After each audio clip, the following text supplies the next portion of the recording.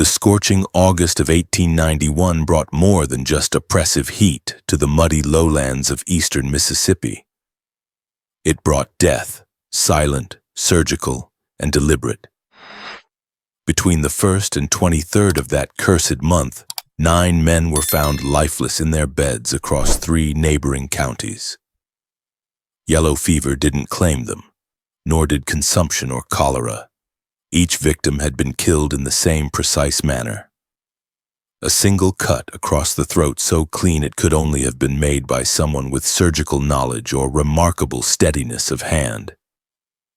Their faces, frozen in the moment of death, wore expressions that witnesses would later describe as disturbingly peaceful, almost content, as if they'd welcomed what came for them in the darkness. All 9 men shared something beyond their manner of death. They were prominent members of the Sons of Southern Honor, the most ruthless faction of white supremacist enforcers in the Delta region.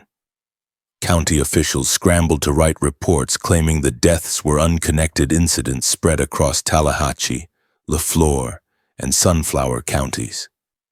These official accounts contradicted physical evidence and multiple witness statements. After 7 months of what could generously be called an investigation, the circuit judge ordered all case files sealed indefinitely. The matter was declared closed, the deaths attributed to various unrelated causes. But in the cramped quarters where freedmen lived, in the back rooms of African Methodist Episcopal churches, and in the fields where former slaves still worked land they'd never own, another story circulated. This story traveled in whispers, never committed to paper, never spoken where white ears might hear. It was a story of vengeance and justice, of debts paid in blood when the law offered no other currency. That story, buried for generations, can finally be told now. Before I continue with the tale of the woman they called La Dame Sombre, I need something from you. Subscribe to this channel immediately, because we specialize in excavating exactly these kinds of stories. Narratives that powerful men worked hard to erase, histories deliberately buried under layers of official silence. Drop a comment telling me what state you're watching from. Are you listening from Mississippi, from somewhere else in the Deep South, or from far away? I want to know where our audience is, where people are hungry for these suppressed histories to finally surface. This story doesn't begin in August 1891. It starts 5 years earlier in the wreckage of promises broken after a war that supposedly settled everything. By 1886, Greenwood County was a wound that refused to heal properly. The great cotton plantations that once produced wealth beyond imagination now stood like rotting monuments to a defeated civilization.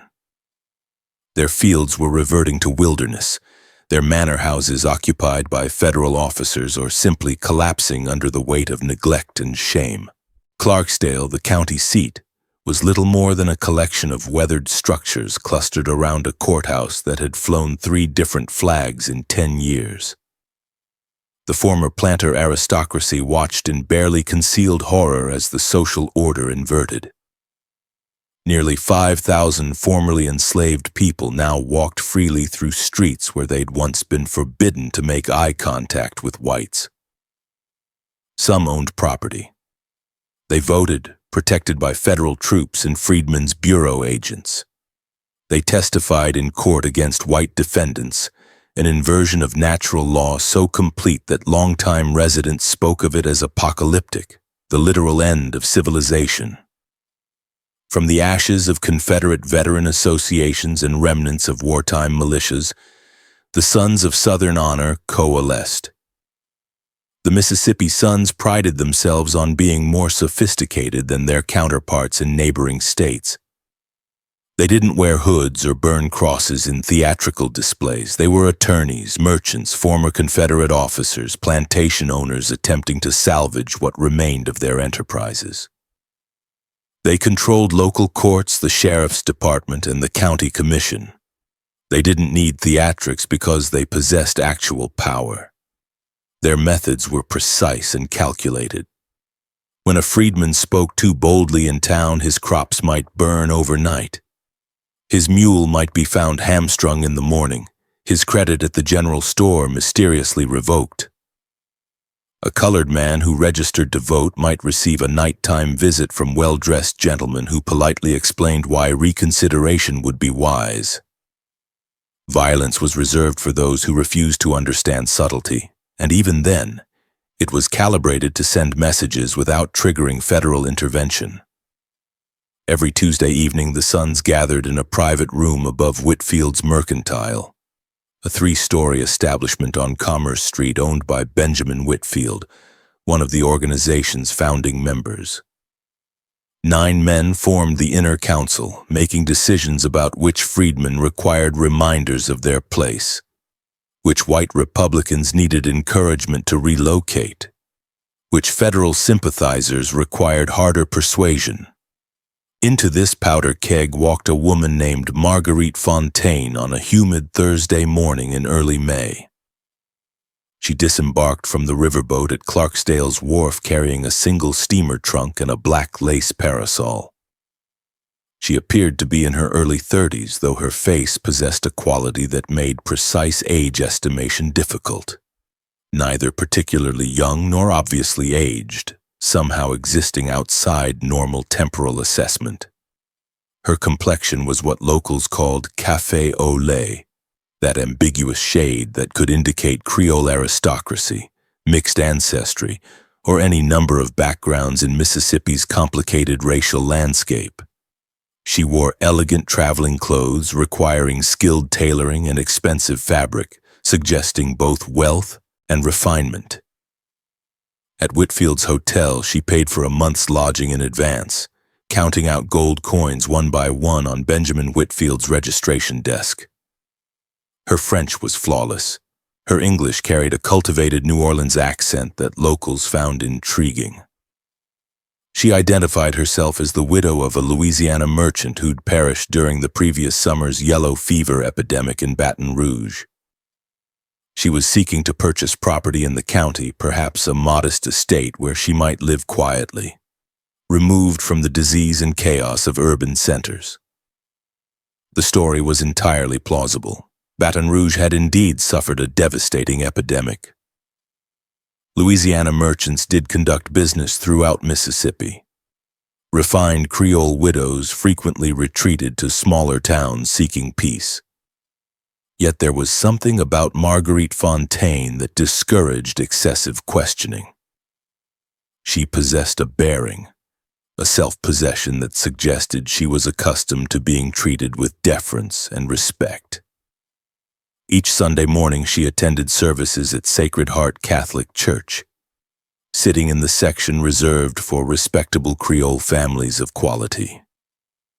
She took meals alone in the hotel dining room, reading French novels or writing correspondence in precise, elegant script. She walked through town in the afternoons, parasol shading her face, nodding politely to those she passed but initiating no conversations. She appeared utterly unconcerned with the racial tensions tearing the county apart, expressing no political opinions, maintaining no connections to either the freedmen's community or federal authorities. Within 3 weeks, she'd captured the attention of every man on the Sons' Council. It began innocuously enough. Robert Ashford, who owned 2,000 acres of increasingly unprofitable cottonland south of town, encountered her outside Hamilton's Dry Goods on a Wednesday afternoon. She was examining fabric, her gloved fingers moving across the material with practiced assessment. He offered assistance, mentioning that he knew the proprietor and could ensure fair pricing. She smiled at him, a smile that seemed simultaneously grateful and faintly amused, as though she found his chivalry sweet but unnecessary. They conversed for perhaps 15 minutes, during which she mentioned the difficulty of finding suitable property, her unfamiliarity with the area, her reliance on the kindness of strangers during this difficult period of mourning. Ashford thought about her for the rest of the day. There was something magnetic about her, though he couldn't articulate exactly what. She was beautiful, certainly, but it transcended mere physical attractiveness. It was a quality of focused attention. The way she looked at you as though you were the only person in the world who mattered in that moment. When she lightly touched his arm in thanks for his assistance, he felt the contact like an electrical current. He found himself creating excuses to be in the hotel lobby when she passed through. He offered to show her properties that might suit her needs. She accepted with a demure gratitude that seemed to acknowledge both his kindness and her own vulnerable position as a woman alone. Over subsequent days, they toured several parcels, always with a chaperone nearby for propriety, always concluding well before sunset. Ashford told his wife these were potential business transactions, that he was assisting a respectable widow as any Christian gentleman would. But he couldn't stop thinking about Marguerite, how lamplight caught the curve of her neck, how her dress carried the scent of jasmine, how her eyes sometimes regarded him with an expression that seemed to see past all his careful respectability to something raw and hungry beneath. The other sons noticed Ashford's distraction, and gradually several began cultivating their own acquaintance with Madame Fontaine. Charles Brennan, an attorney who defended numerous Sons members in federal court, offered legal assistance with any property transfers she might require.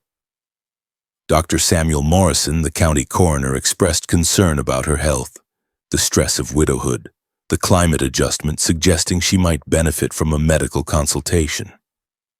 Thomas Caldwell, who operated the county's largest general store, extended her generous credit for whatever she might need once she established her household. Marguerite politely declined each offer, never appearing to seek attention, yet somehow making each man feel he alone truly understood her situation, that he uniquely possessed what she needed. They told themselves she was a respectable woman in difficult circumstances. Their interest was merely courteous. It was only natural to think of her, to manufacture reasons to visit the hotel, to compare her refined manners to their wives' more provincial ways. By early July, the dynamic within the Sons' Tuesday meetings had subtly shifted.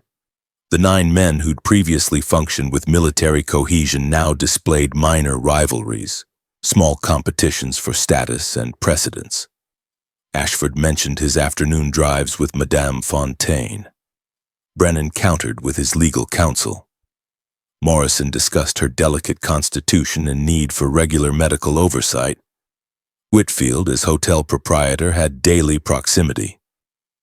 Judge Harrison Price, who presided over county courts, Sheriff Edmund Cross, banker Nathan Hutchins, newspaper editor George Talbot, and plantation owners William Sutton and James Ridley. Each found their own avenue of connection with the intriguing widow.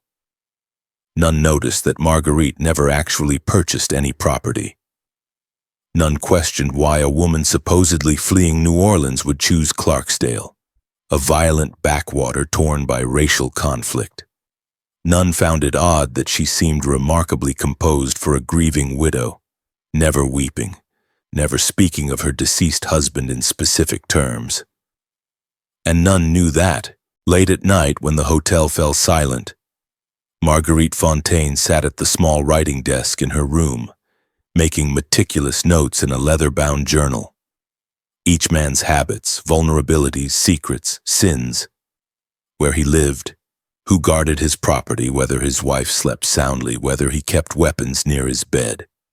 Everything she would need when the time came to collect her debts. Marguerite Fontaine, if that was even her true name, had not come to Clarksdale to purchase property, mourn her husband, or escape yellow fever. She had come for one specific purpose that required patience, planning, and willingness to employ every weapon at her disposal. She had come to kill 9 men. The first death occurred on August 3, 1891, during a heat wave that had the entire Delta sweltering. At dawn, Robert Ashford's wife discovered his body in their bedroom at the plantation house his grandfather had built. His throat had been opened from ear to ear, the cut so deep it nearly reached the spine. Blood had soaked the sheets, the mattress pooled on the floor beside the bed. yet his face was serene, almost peaceful. His eyes were closed, his expression calm, his hands resting at his sides as if he'd simply fallen asleep and never awakened. Mrs. Ashford's screams brought the household staff running. Among them was an elderly colored woman named Ruth who'd worked for the family since before the war. First as property, now as paid help. Years later, Ruth would speak of what she saw upon entering that bedroom, though her testimony would never appear in any official record. Not just the body or the blood, but other details that made no sense, details she instinctively knew never to mention to white authorities. 2 wine glasses sat on the nightstand, both empty. The room carried the scent of jasmine and something else, something sweet and organic Ruth couldn't quite identify. Mr. Ashford wore only his nightshirt, which was bunched up around his thighs. The bedclothes were disturbed in a manner suggesting vigorous activity before death. Mrs. Ashford had been sleeping in an adjacent bedroom due to insomnia, often taking separate quarters to avoid disturbing her husband. Yet there was unmistakable evidence that Ashford had not been alone when he died. Within the hour, Sheriff Cross and Dr. Morrison arrived. They examined the scene, questioned the servants, constructed the official narrative. Robert Ashford had been murdered by an intruder, most likely a freedman with a grudge, who'd entered the house at night and cut his throat while he slept. The absence of struggle suggested the killer was swift and skilled. Nothing had been stolen, indicating this was personal revenge rather than robbery. The sheriff speculated it might be retaliation for one of the many warnings the Sons had delivered to uppity colored folk in recent months. But when Ruth cleaned the room after the body was removed, she found what the white men had missed or chosen to ignore. A single long dark hair caught in the floorboards near the bed, too fine to be Mrs. Ashford's. When she stripped the sheets, she found more than blood. Other fluids were present, evidence of intimate congress that respectable people didn't discuss, but every woman recognized. She said nothing. She followed Mrs. Ashford's instructions and burned the sheets. She scrubbed the floors, opened windows to air out the smell of death and secrets. When other servants asked what she'd seen, she told them only what would keep them safe. That Mr. Ashford had been killed by an intruder, that the sheriff was investigating, that they should all be careful about going out alone after dark. But in the colored section of town where people had learned to see what white folks refused to acknowledge, a different story began circulating. About the beautiful widow who'd recently arrived and caught the attention of so many prominent men. About Robert Ashford's frequent visits to the hotel, how he'd looked at Madame Fontaine the afternoons he'd spent showing her properties he never mentioned to his wife. About how convenient it was that a man known for his cruelty toward freedmen had his throat cut just days after being seen dining with the mysterious Creole widow. The funeral on Saturday drew the entire white community. The Sons attended as a group, standing together near the grave with grim expressions. These men were not fools. They recognized that killing one of their own was a message, a declaration of war. They assumed it came from the freedmen's community or federal sympathizers. They discussed quietly how to respond, what measures to implement, which colored leaders should be made examples of. None noticed that Marguerite was also at the funeral, standing at respectful distance, wearing a black veil, head bowed as if in prayer. None saw the small, satisfied smile on her lips when she thought no one was watching. And none knew that in 4 weeks there would be another funeral. Charles Brennan died on September 1st, killed in remarkably similar fashion. He was found in his bachelor quarters above his law office, throat cut, face peaceful, evidence of female companionship shortly before death. This time, the authorities conducting the investigation, what remained of them given that both sheriff and coroner were also Sons, could not maintain the narrative of random intruders. 2 sons dead in identical manner within a month suggested pattern-targeted campaign. The rumors in the colored community grew louder, more specific. They now spoke of her as La Dame Sombre, the Dark Lady, the woman who lured powerful white men to bed and then executed them. Some spoke with fear, worried she would bring retribution down on all freedmen. Others spoke with grim satisfaction, as if justice denied through official channels was being administered through alternative means. What white authorities wouldn't acknowledge, what every colored person in Greenwood County understood without being told, was that Marguerite had not selected her victims randomly. Every man she seduced, every man she killed had blood on his hands. Literal blood, not metaphor. Thomas Ashford had overseen numerous whippings, had burned the cabin of a freedman who'd complained to the Freedmen's Bureau. Charles Brennan had defended Sons members in court by intimidating colored witnesses, threatening their families, ensuring justice was never served. The pattern would continue with each subsequent victim, though white authorities would never connect those particular dots, never ask why these specific men were chosen. The remaining 7 sons held an emergency meeting on September 4th. Tuesday evening gatherings were no longer sufficient. The situation demanded immediate action. They needed to identify the killer. They needed to protect themselves. They needed to restore order before panic spread through the white community. Judge Price was first to articulate what many had been thinking but were too frightened to voice.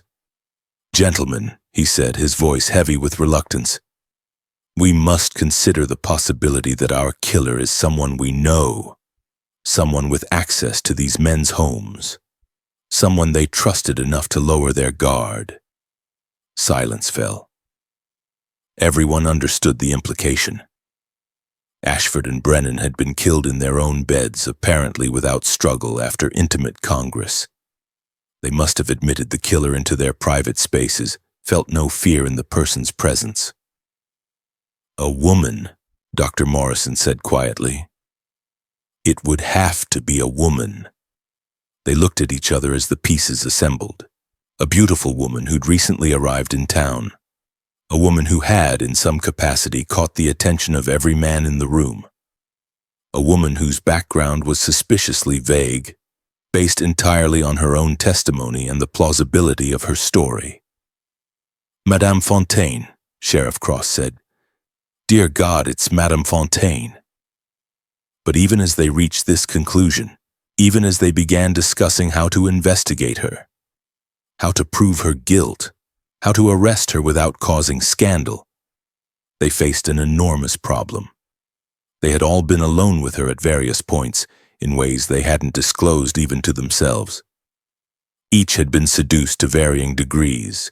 Each harbored secrets they couldn't afford revealed, visits to her hotel room, gifts given, promises made. To investigate her would require investigating themselves, exposing their own indiscretions. And beneath their fear and anger ran another current none would admit: fascination. Even now, knowing what she might be, what she might have done, many couldn't stop thinking about her, couldn't stop remembering how she'd looked at them, touched them, made them feel like powerful men rather than bitter remnants of a dying world. The investigation into Marguerite Fontaine began carefully, quietly. Judge Price used his authority to make discreet inquiries to Baton Rouge. He sent telegrams to police contacts and courthouse clerks, asking about a Creole widow named Fontaine whose merchant husband supposedly died in the yellow fever outbreak. The responses that trickled back were troubling. No merchant named Fontaine had died in Baton Rouge during the epidemic. No death certificate existed for anyone matching that description.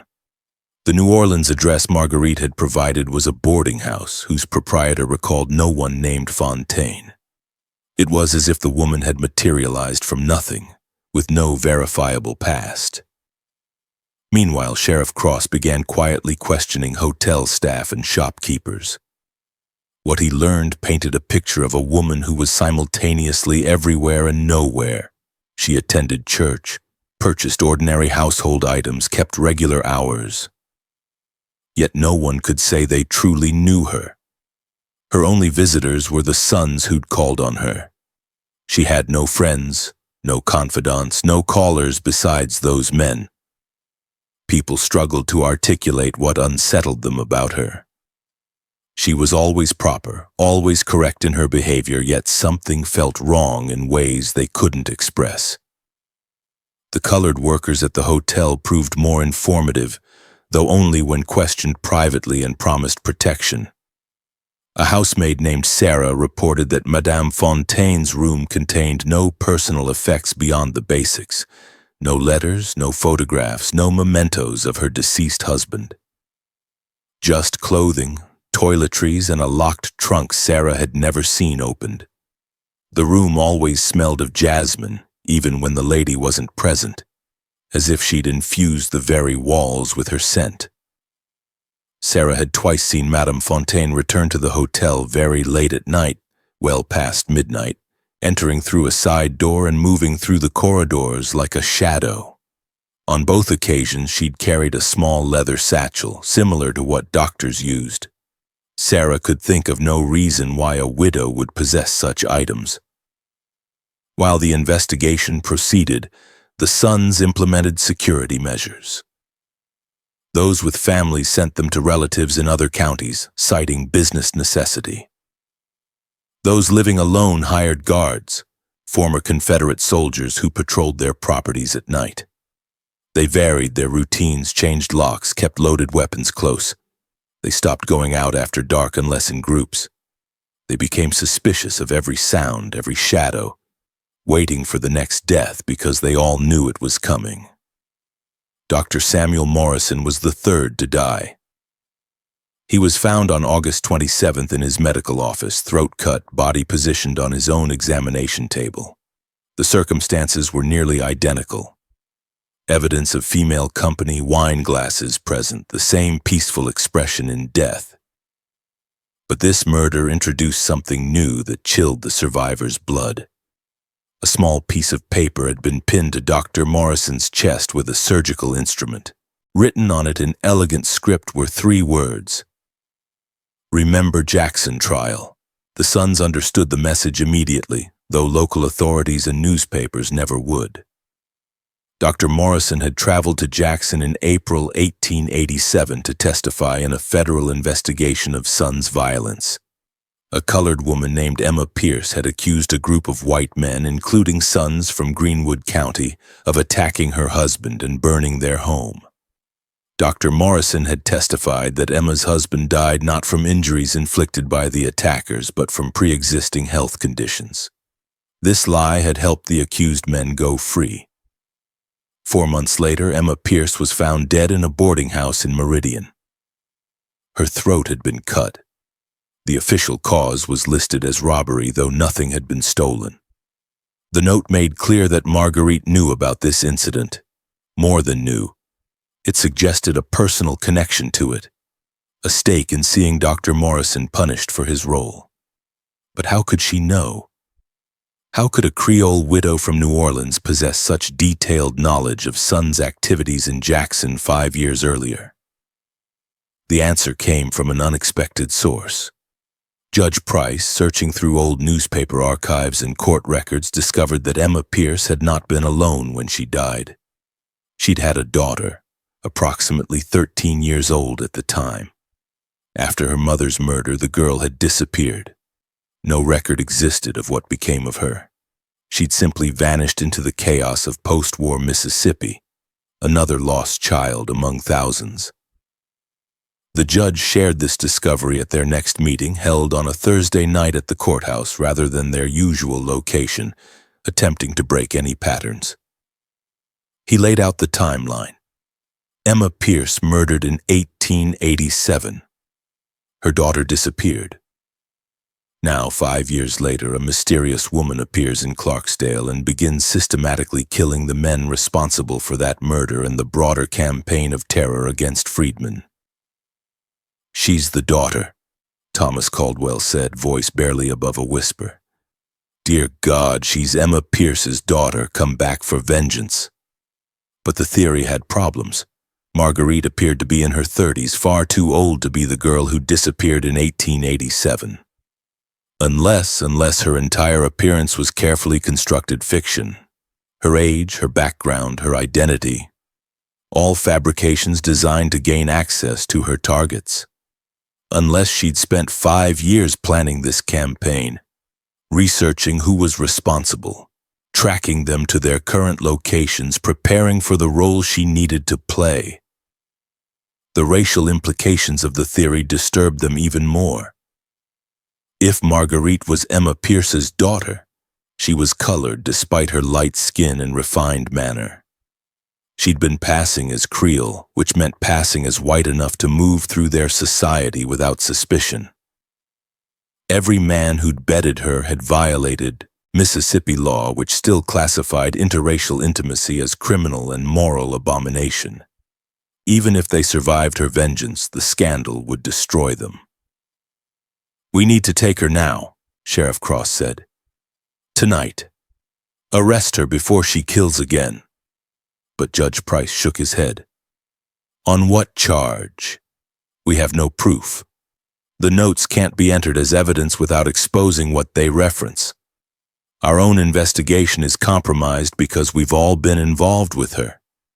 A trial would reveal everything we've tried to conceal." "Then we don't have a trial," George Talbot said quietly. The newspaper editor had been silent until now, but his meaning was unmistakable. "We handle this the way we handle other problems, quietly, permanently." The suggestion hung in the air like smoke. They were discussing murder, lynching, the extrajudicial killing of a woman not convicted of any crime. The same thing they'd done to countless freedmen over the years. The same thing they'd done to Emma Pierce. They all saw the irony, but fear proved stronger than any moral qualms. They voted as they did on all matters of importance.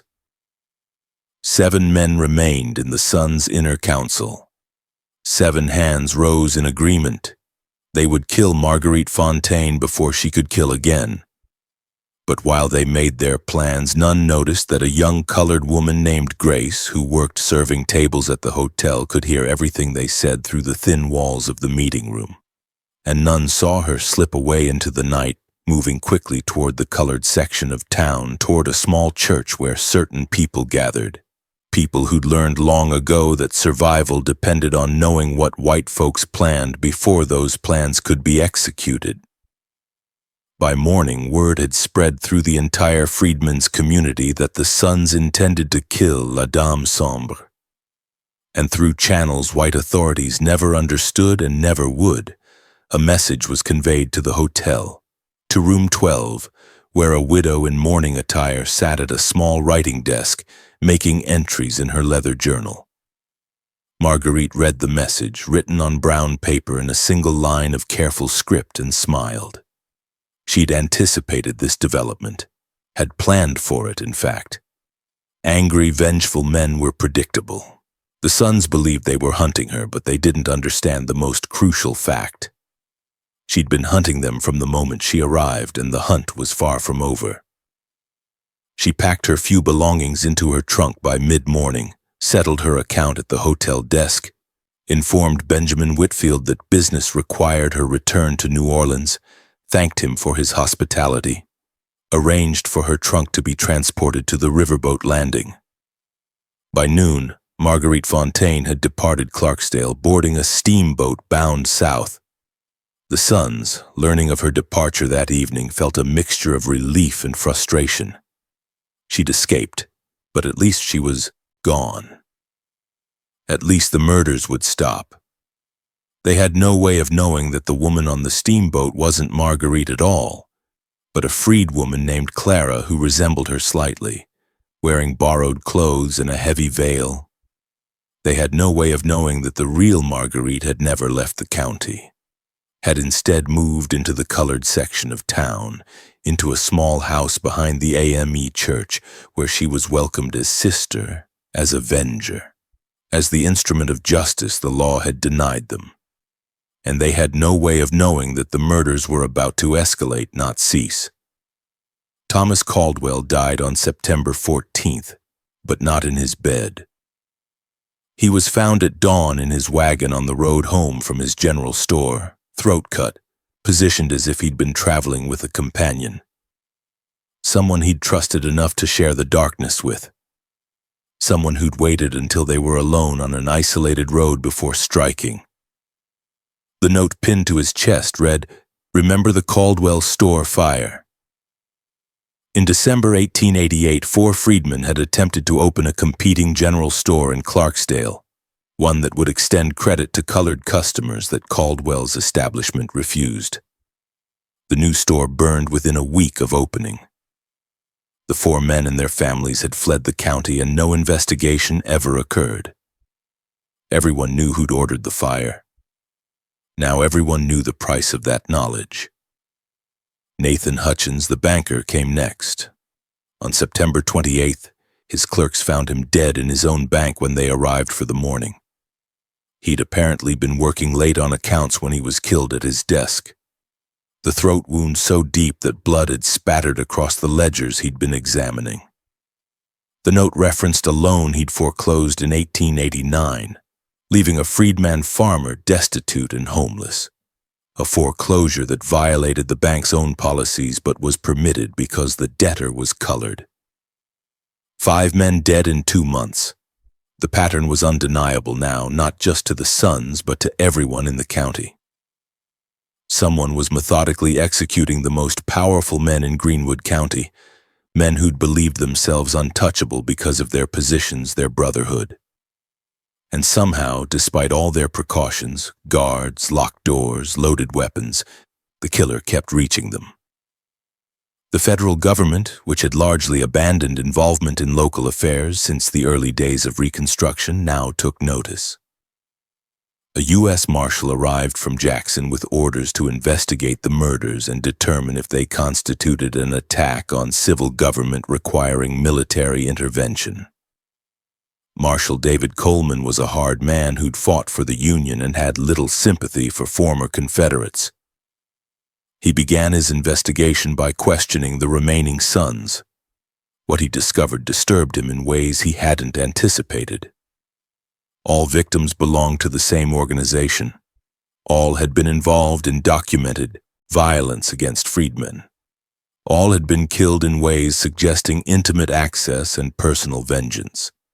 The notes found on bodies referenced specific crimes that federal investigators had attempted and failed to prosecute due to witness intimidation and corrupt local courts.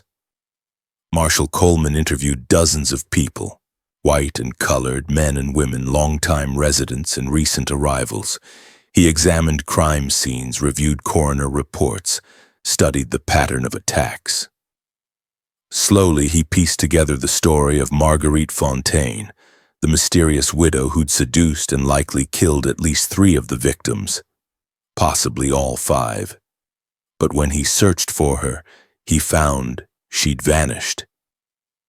The steamboat manifest showed a woman matching her description had departed for New Orleans, but authorities there had no record of her arrival. She'd simply evaporated, as if she'd never existed. Then Coleman did something unusual. He began speaking with the freedmen's community not as suspects but as potential witnesses. He talked to church elders, women who ran boarding houses, men who worked as laborers and craftsmen. He made clear his interest was in justice, not in protecting white criminals. And gradually people began to talk. They told him about la Dame Sombre, the Dark Lady, though none claimed to have seen her personally. They told him about messages that had circulated through the community. Messages from someone who knew things only a freed person would know. The specific crimes each victim had committed. They told him about Emma Pierce's daughter, though no one knew for certain where she was or what she looked like now. And an elderly freedman named Elijah, who'd worked as a blacksmith before the war and now served as a deacon in the church, told Coleman something that completely reframed the marshal's understanding of the case. "You're looking for one woman," Elijah said carefully. "One killer. But that's not how this works. You really think one person could move through this county killing white men without being caught? You really think one woman could know everything she'd need to know, be in all the right places without help? Coleman leaned forward. What are you saying? What I'm saying, Elijah replied, is that justice is a heavy burden, too heavy for one person to carry alone. I'm saying that when the law fails people, they find other means, other ways. And I'm saying maybe you should stop looking for a single killer and start asking yourself why not one colored person in this entire county has given you any information that would help catch her. Why we all seem to have gone blind and deaf when it comes to La Dame Sombre. It was the closest anyone would come to admitting the truth, that the freedmen's community was protecting the killer or killers because they viewed the murders not as crimes, but as justice delayed. That what was happening to the sons was righteous, necessary, overdue. Marshal Coleman found himself in an impossible position. He could arrest freedmen he suspected of conspiracy, but that would require military force and likely spark exactly the kind of racial violence he'd been sent to prevent. He could attempt prosecution through local courts, but those courts were controlled by the same men he was investigating. Men with no moral authority and no credibility with the colored community. He could call in federal troops and declare martial law, but that would be admitting the complete failure of civilian government in Mississippi. Instead, he did something that would haunt him for the rest of his career. He wrote a report stating that the murders appeared to be the work of a transient criminal, possibly a woman calling herself Marguerite Fontaine, who had since left the area and was now wanted by federal authorities. He advised the remaining sons to take precautions, but noted that without witnesses or physical evidence, further investigation was unlikely to yield results. Then he returned to Jackson, leaving the county to its own devices. 4 sons remained: Benjamin Whitfield, George Talbot, Judge Harrison Price, and Sheriff Edmund Cross. They understood they'd been abandoned by federal authority. They were alone against an enemy they couldn't see or locate. All they had were their own resources and dwindling courage.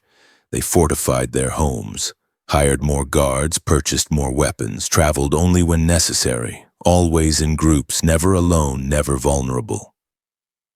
They reviewed their pasts, trying to determine which of their many crimes might have marked them as targets, which victims' families might seek revenge. They waited for the next death, knowing it would come sooner than they hoped. William Sutton died on October 12th, in broad daylight, at his plantation house that was supposed to be secure. 3 armed guards were patrolling the grounds outside while he sat alone in his study reviewing accounts. Someone cut his throat while he sat at his desk, and the killer escaped through a window that had been unlocked from the inside, suggesting the exit had been planned in advance. The note on his body referenced the New Year's massacre of 1887, when Sutton had led a night raid on a freedmen's settlement, burning homes and killing 6 men who'd been organizing voter registration.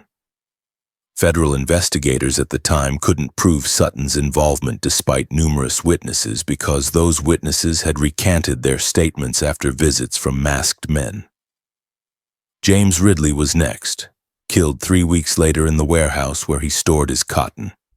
He'd gone there with Sheriff Cross and 3 deputies to investigate a reported break-in. In the confusion of searching the dark building, Ridley somehow became separated from the group. Minutes later, they found him with his throat cut, blood pooling on the cotton bales he'd accumulated through labor practices that amounted to slavery by another name. The note read, "For the wages you stole and called business, 7 dead, 2 remaining," and the surviving sons were beginning to fracture under the pressure. George Talbot stopped publishing his newspaper, claiming illness but actually barricading himself in his home, drinking heavily, jumping at every sound. Judge Price relocated his family out of the county entirely, conducting business from Jackson and returning to Clarksdale only for court sessions, never overnight. Sheriff Cross was the only one maintaining any semblance of normal routine, though he now traveled with 6 armed deputies at all times and slept in the county jail rather than his own home. As nominal head of law enforcement, he felt obligated to maintain some appearance of order, even though he knew he couldn't stop the killings. What the others missed, Cross saw. Reviewing the dates of the murders, marking them on a calendar, he realized they weren't random. Each death occurred exactly 3 weeks after the previous one, suggesting not opportunity but schedule, not reaction but control. The killer was dictating terms, demonstrating planning and discipline. If the pattern held, the next death would occur on November 2nd. He shared this observation with the remaining Sons leadership, just himself, Whitfield, Talbot, and Judge Price. They met at the jail, in a cell with barred windows and guards at the door, the only place they felt marginally safe. "She's toying with us," Whitfield said, his voice rough from whiskey and sleeplessness. "She wants us to know when it's coming. She's trying to drive us mad with anticipation. Then we use it," Cross said. "We know the date. We prepare. All 4 of us stay together in a secure location with armed guards. We make ourselves impossible targets. We break the pattern." They devised a plan. On November 1st, they would gather at the county courthouse. The courthouse was built like a fortress, thick walls, limited access points. They'd bring provisions for several days, enough armed men to secure the perimeter. They'd wait out the deadline together, and when November 3rd arrived with no additional deaths, the killer would lose her psychological advantage. It seemed sound, a way to reclaim some control. They didn't know they were doing exactly what the killer wanted them to do. While the Sons planned their defense, something else was happening in the freedmen's community. Women gathered at the church for what they called prayer meetings. Men assembled tools and materials for supposed building repairs. Young people moved through the community carrying messages, transporting supplies, creating a network of communication invisible to white authorities. In the small house behind the AME church, Marguerite, if that was still her name, met with the group who'd been assisting her from the beginning. Grace, the hotel worker who'd overheard the Sons' plans. Clara, the woman who'd impersonated Marguerite on the steamboat. Elijah, the deacon who'd misdirected Marshal Coleman's investigation. And others, men and women who'd lost family to the Sons' violence, who carried their own scars, their own grief, their own hunger for justice. "They think hiding in the courthouse will save them," Marguerite said, her voice steady and cold. "They think they can wait us out. They don't understand this was never about timing or opportunity. This was always about justice, and justice doesn't stop because they hide behind walls." She spread a map of Clarksdale across the table, marking locations and routes. "The courthouse has one weakness they've forgotten. When they renovated in 1886, they added a coal chute for the heating system. It runs from the basement to the alley, covered by a grate that opens from outside, barely wide enough for a person, but enough." "And once inside?" Elijah asked. "Then I do what I've always done," Marguerite said. "I make sure they understand that some crimes are beyond the law's reach, that some debts can only be paid in blood.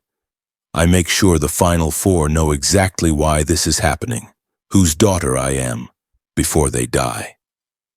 The meeting continued deep into the night, reviewing details, assigning roles, preparing for what would be the final act of a 5-year performance.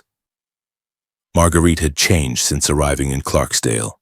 The polished persona of Madame Fontaine had fallen away, revealing someone harder, colder, shaped by grief and rage into an instrument of vengeance. But she'd also changed in unexpected ways. She'd found community with those who'd protected her, inspired something larger than mere revenge. She'd become a symbol, La Dame Sombre, the dark lady who struck at the power structure that had oppressed them for generations. Whatever happened next, whether she lived or died in the attempt, she'd already accomplished something profound.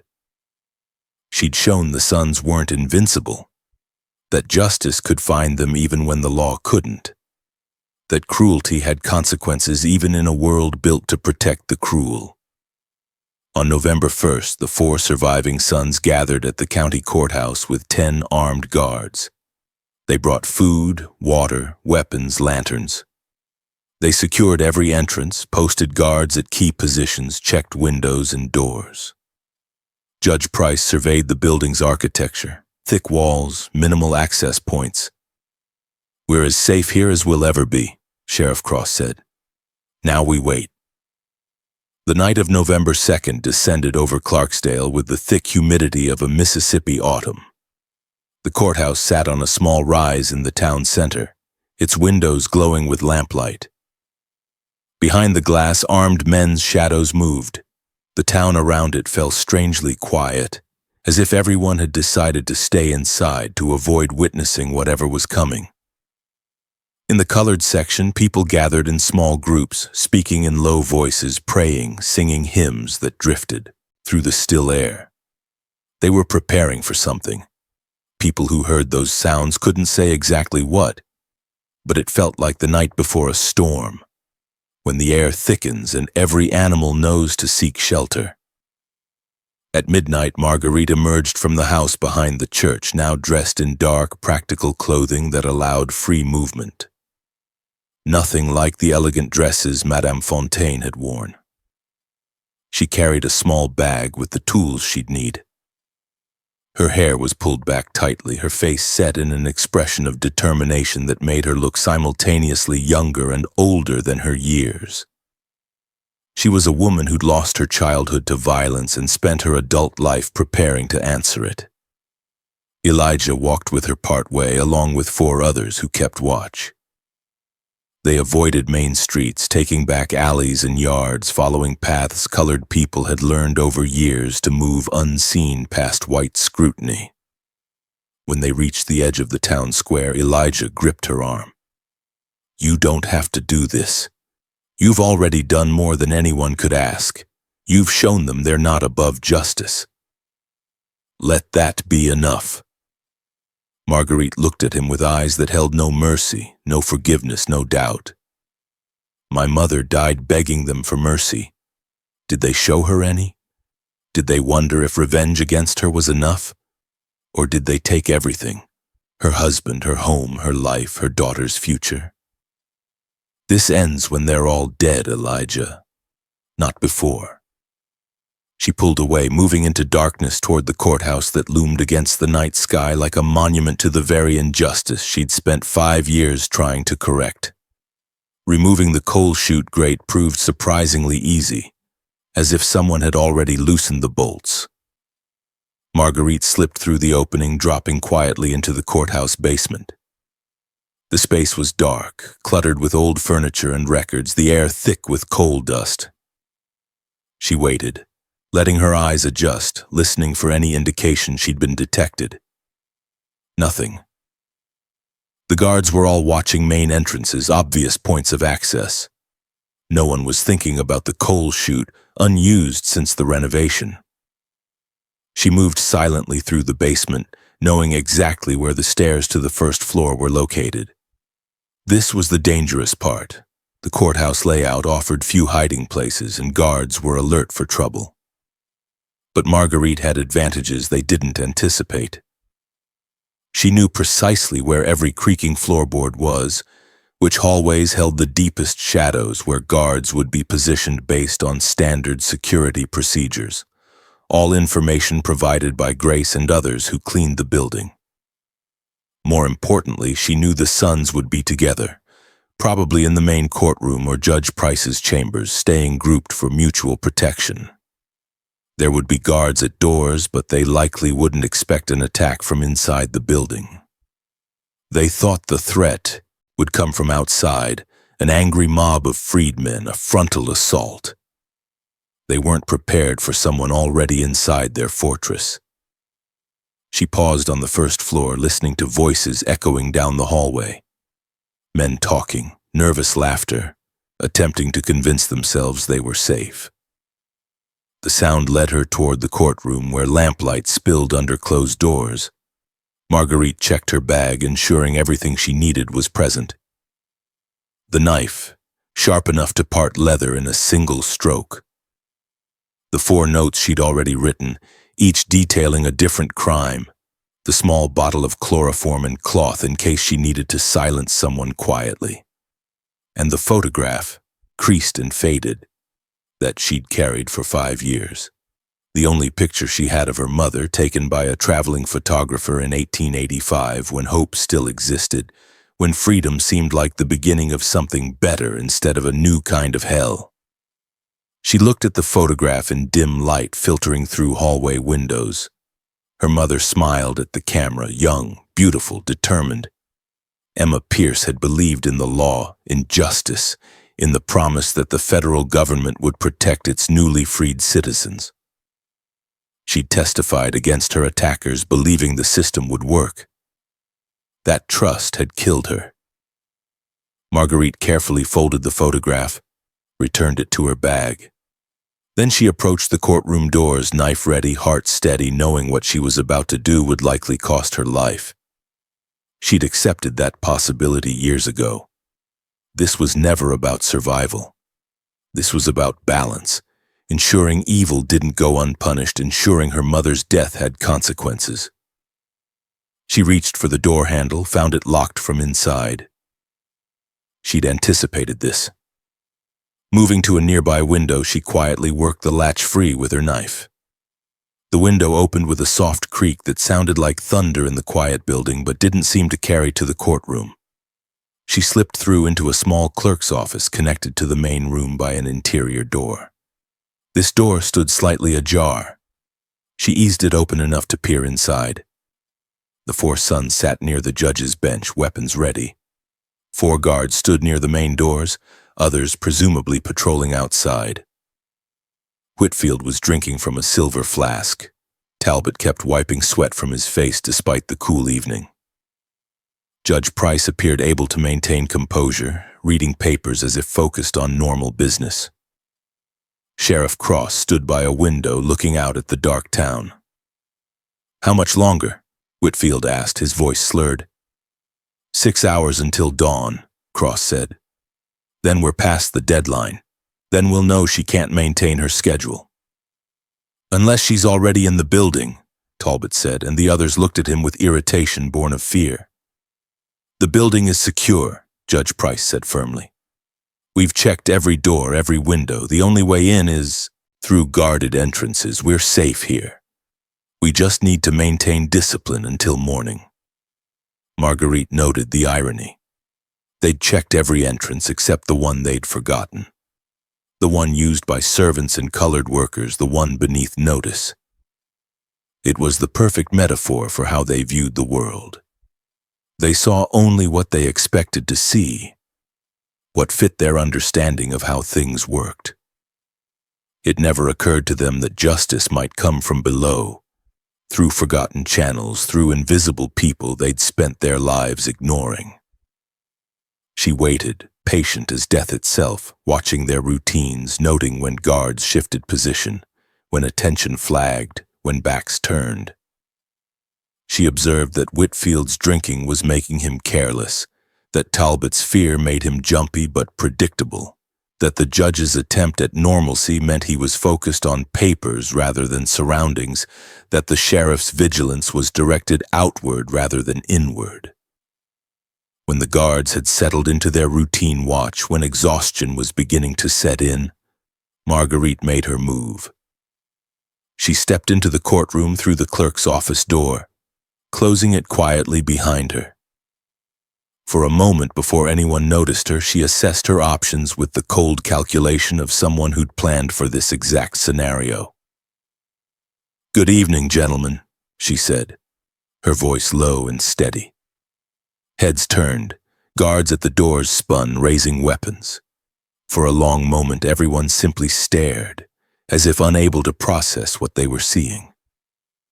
"Madame Fontaine," Sheriff Cross said finally, "or should I call you something else?" "My name," Marguerite said, "is Victoria Pierce." I am the daughter of Emma and Thomas Pierce, whom you murdered in 1887. I have come to collect the debt you owe my family." She stated it calmly, without rage or theatrics, simply announcing a fact. In that moment, the sons understood they'd gravely underestimated this woman. She wasn't hysterical or deranged. She was focused, deliberate, completely in control. She'd walked into their stronghold, past their guards, into the center of their defensive position, and she stood before them unarmed, unafraid, because she'd already won. She'd already accomplished what she'd set out to do. Whether she killed them tonight or not, whether she escaped or was captured, she'd terrified them, shown them justice would find them no matter how long it took. "Guards," Judge Price said, "arrest her.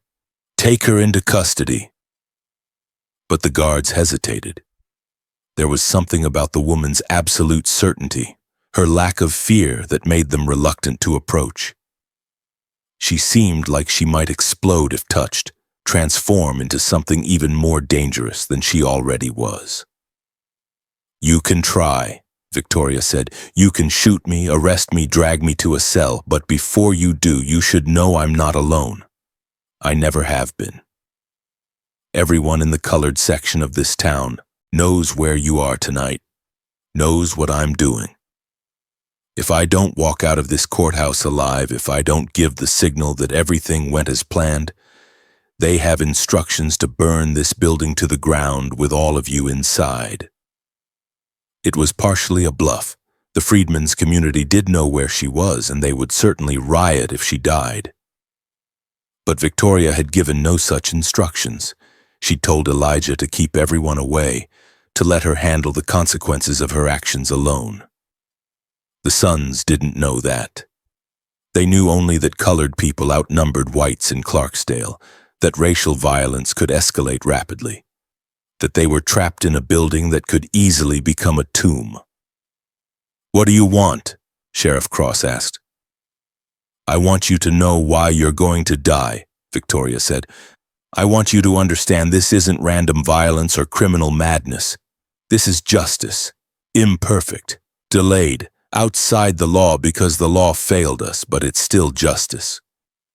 Then, in a voice devoid of emotion but absolutely certain, she recounted every crime, every attack, every murder, every act of terror these 4 men and their dead companions had committed. She named victims, described circumstances, provided dates and locations with the precision of a court document.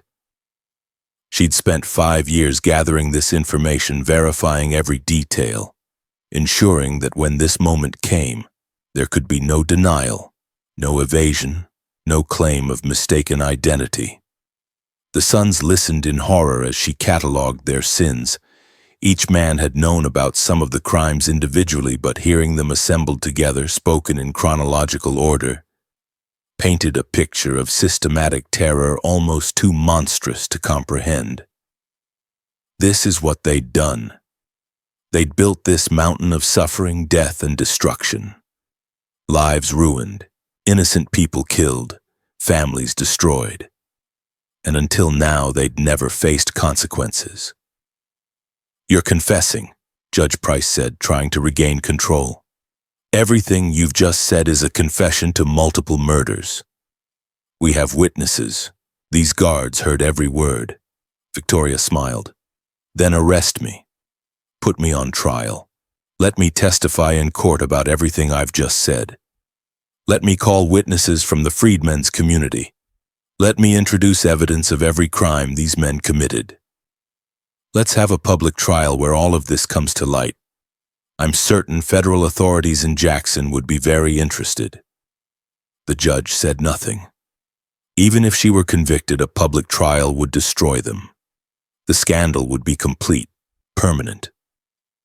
There was real possibility sympathetic northern newspapers would seize on her case, that she'd become a cause, that the trial would expose the entire system of terror that had ruled Mississippi since the war's end. "What do you want?" Cross asked again. "I want what anyone wants," Victoria said. "I want justice. But since the law won't provide it, I'll settle for balance. 7 of you are dead. 2 of you remain. I'll offer you a choice, though I don't expect you to accept it. You can surrender yourselves to federal authorities, confess your crimes publicly, face trial and imprisonment and ruined reputations. Or you can refuse and take your chances against me. Those are your only options. What if we arrest you right now? Whitfield demanded. What if we hang you tonight, claim you attacked us? Then you'll have to explain to Marshal Coleman why you executed a woman without trial, in secret in the middle of the night. You'll face investigation, scrutiny, questions about why she targeted you specifically. You'll risk federal troops coming in, imposing martial law. And you'll have to live with knowing the freedmen's community will get their revenge eventually. Maybe not today, maybe not this year, but someday. Is that a risk you want to take? The standoff continued, seconds stretching into minutes, tension building until it felt like the air itself was vibrating. And then, unexpectedly, Judge Price laughed. A tired, bitter sound. She's right, he said. We have no good options, we never did. The moment we decided the law didn't apply to us, the moment we started down this path, we guaranteed this ending. Maybe not this exact ending, but something like it. She calls it justice delayed. Maybe she's right. Maybe this is simply the bill finally coming due. He stood slowly, moving as if all his years had suddenly caught up with him. I won't confess, I won't turn myself in. I don't have that kind of courage, but I won't fight you anymore either. I'm done. If you want to kill me, kill me. If you want to let me live in fear for however long I have left, do that. I don't care anymore, I'm just tired. It wasn't surrender exactly.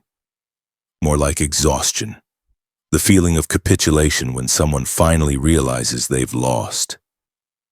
The other 3 sons looked at him with mixture of anger and envy. Anger at his weakness, envy of his honesty. I'm not ready to die, Sheriff Cross said, pulling his weapon. And I'm not ready to surrender. You're going to jail for 7 murders. You'll stand trial and hang. That's how this ends. But before he could act, before violence could erupt, a new sound filled the courthouse, singing. Multiple voices coming from outside the building. Guards at the windows shouted alarm. A crowd had gathered in the square, freedmen and freedwomen from throughout the county, holding torches and lanterns, singing hymns that had sustained them through slavery, through war, through the difficult years of Reconstruction. They hadn't come to fight. They'd come to witness, to ensure that whatever happened in the courthouse tonight would be seen, remembered. They'd come to reclaim the courthouse, this symbol of law and justice, surrounding it with their bodies and their voices, refusing to remain invisible any longer. Sheriff Cross lowered his weapon, recognizing the situation had spiraled beyond control. He couldn't shoot Victoria. It would trigger a riot. He couldn't arrest her without going through a crowd of witnesses. He couldn't make her disappear without ensuring the story would spread throughout the state, forcing federal intervention. He knew he'd lost. As dawn broke over Clarksdale on November 3rd, the courthouse remained surrounded by freedmen who'd maintained vigil through the night. Inside, the confrontation had resolved not through violence, but through a strange accommodation that left everyone dissatisfied, yet somehow ended the immediate crisis. Victoria Pierce walked out of the courthouse at sunrise, guards making no attempt to stop her, the crowd parting respectfully to let her through. She had not killed the remaining sons, though she'd been prepared to. Instead, she'd accepted something more valuable than revenge, acknowledgement. Judge Price had written a full confession, documenting every crime committed by the Sons of Southern Honor in Greenwood County, signed and dated, witnessed by his fellow members. The document would never be filed in any official court, never used as evidence in any proceeding. But it existed, held by trustees in the freedmen's community, a sword perpetually hanging over the heads of the men who'd caused so much suffering. In exchange, Victoria agreed to leave Mississippi, never to return. She agreed not to kill the remaining sons provided they ceased their campaign of terror. If they resumed their violence, the agreement was void. She agreed to disappear, to become a ghost like the mysterious Marguerite Fontaine, allowing the story to become legend rather than documented fact. It wasn't true justice. Two men who deserved hanging would live out their lives unpunished by law, known as monsters in their community but protected by their wealth and connections. But it was something, an admission of guilt, an acknowledgement of crime, a permanent reminder that actions had consequences, even when the law looked away. The two sons who survived that night never recovered. Judge Price resigned his position, moved to Arkansas, died 3 years later from drink and despair. Sheriff Cross lost his re-election to a coalition of freedmen and progressive whites who'd finally found courage to vote against him. That autumn, the Sons of Southern Honor's power in Greenwood County collapsed. The organization dissolved, its members scattered, its promise of violence with impunity broken. Reconstruction continued, imperfect, incomplete, eventually betrayed, but the reign of terror that had existed since the war finally ended. And Victoria Pierce, who'd been an instrument of vengeance for 5 years, vanished from history. Some said she went to Chicago, some said Canada, some said France.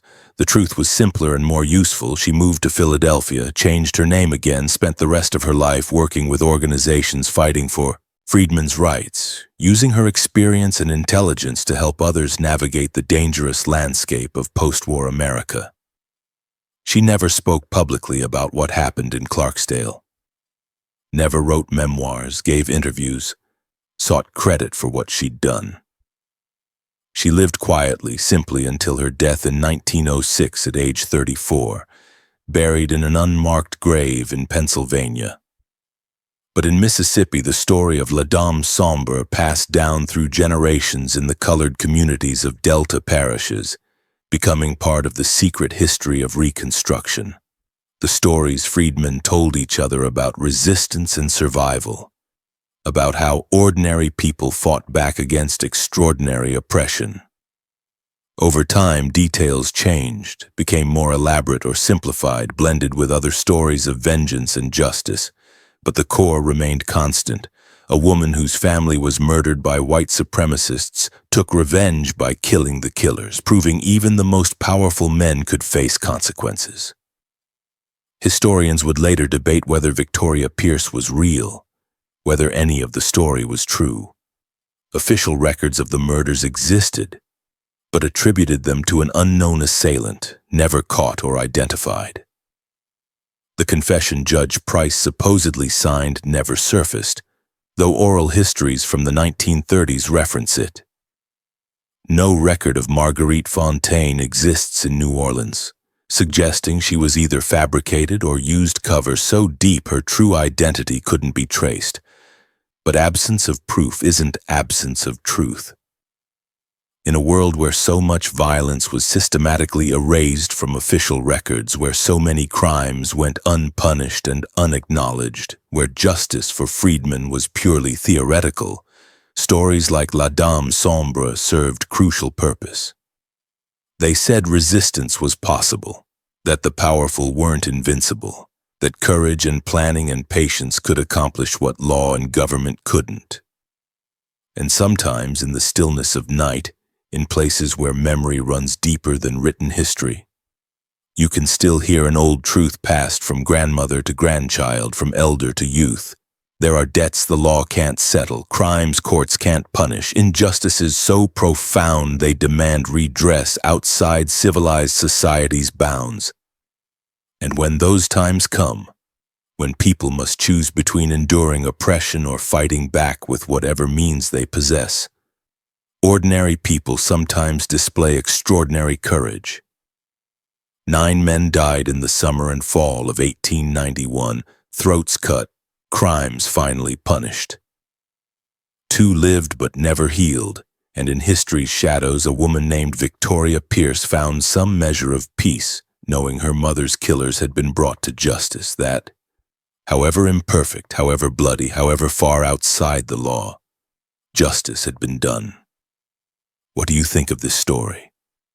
Could this really have happened in Mississippi during Reconstruction? Do you believe revenge can ever substitute for justice? Or does it simply perpetuate cycles of violence? Leave your thoughts in the comments below. I read everyone and I want to know what you think. If you made it this far, if this story moved you or disturbed you or made you think about history's hidden costs, subscribe to this channel and hit that bell. Share this video with someone who appreciates dark true crime and forgotten history. These stories matter. These voices need to be heard. Together we can ensure they're never forgotten again. Thanks for listening, and I'll see you in the next one.